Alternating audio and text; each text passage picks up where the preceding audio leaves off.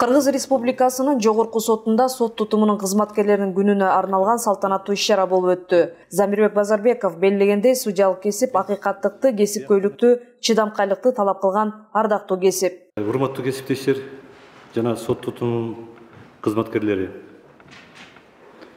сиздерди кесиптик майрамыңыздар Кыргыз Республикасынын сот системасынын кызматкерлеринин күнү менен чын дилимден куттуктайм.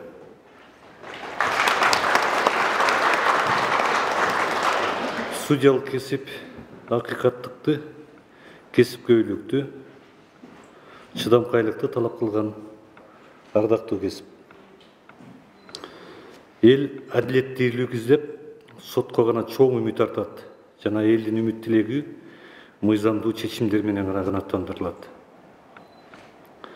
Андай чечимдерди кабыл алуу бир гана судьянын билиминен эмес,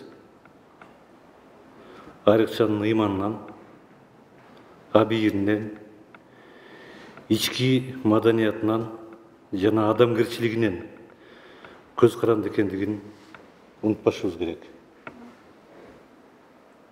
Бул бизге болгон талаптын өтө жөнөкөйлүгү ошол эле учурда татаалдыгы менен такталып жатат. Көз каранды судья адилет сот тутумунун кыймылдаткыч күчү, ал эми адилет сот тутуму күчтүү мамлекеттин белгиси, зоболосу.